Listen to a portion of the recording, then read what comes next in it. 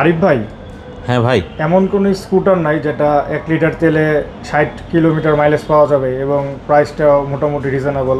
হ্যাঁ ভাই, আছে তো। তাই নাকি? আপনার কি 1 লিটার তেলে 60 কিলোমিটার যেতে পারে এরকম স্কুটার লাগবে? জি জি, আমার তো এরকম একটা স্কুটার দরকার ছিল। আচ্ছা ভাই, স্কুটারে তো আসলে মাইলেজ অনেক কম পাওয়া যায় আমরা জানি, কারণ স্কুটার হচ্ছে চেন সিস্টেম হয় না, বেল সিস্টেম হয়, যার কারণে কিন্তু স্কুটারে মাইলেজ অনেক কম পাওয়া যায়। বাট আপনাকে আজকে এমন একটা স্কুটার দেখাবো যেটা সব থেকে বেশি মাইলেজ দেয় এবং বাংলাদেশের মধ্যে সব থেকে রিজনেবল প্রাইসে পাওয়া যায়। কারণ এই বাজেটের মধ্যে আপনি কিন্তু ইয়ামাহার কোনো স্কুটার পাবেন না, বাট আজকে আপনাকে ইয়ামাহার স্কুটার দেখাবো। সেটা হচ্ছে রেজেটার।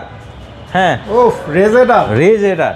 এটা তো 125 সিসি না? 125 সিসি। আর এদিকে একটু আসেন, এই যে দেখেন, এটাতে হচ্ছে ইয়ামাহার ব্লু কোর হাইব্রিড ইউজ করা হচ্ছে। যে টেকনোলজিটা মূলত প্রাইভেট কারে ইউজ করা হয় সেটাই কিন্তু ইউজ করা হচ্ছে। এবং এটার কিন্তু সামনে দেখতে পাচ্ছেন এলইডি ডিআরএল দেয়া আছে। এই ডিআরএল এর আলো দিয়ে কিন্তু আপনি স্কুটার চালাতেও পারবেন।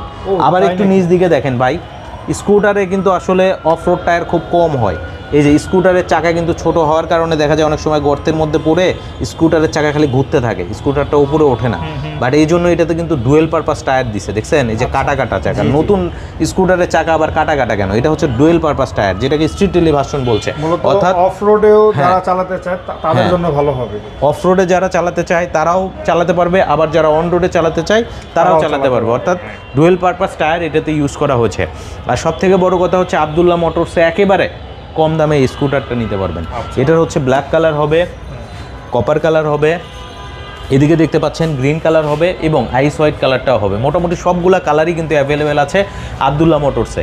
এই স্কুটার 1 লিটার তেলে 60 কিলোমিটার যেতে পারে, কারণ এটাতে হচ্ছে ব্যাটারি ফুয়েল কনজাম হয়ে চলে।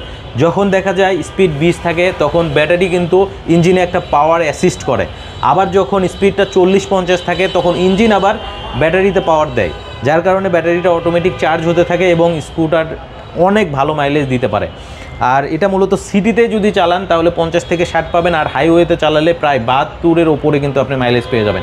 যাদের বেশি মাইলেজের স্কুটার লাগবে অল্প দামের মধ্যে, তারা কিন্তু প্রথম তালিকায় রাখতে পারেন রেজেটার। সো দ্রুত কালেক্ট করে নেবেন আব্দুল্লাহ মোটরস থেকে। আসতে হবে মগবাজার মোড়।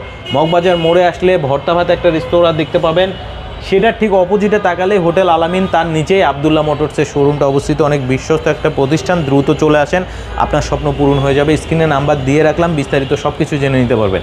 সো আজকে বিদায় নিচ্ছি, আবার আসবো নতুন কোনো ভিডিওতে। সবাই ভালো থাকবেন। আসসালামু আলাইকুম, আল্লাহ হাফিজ।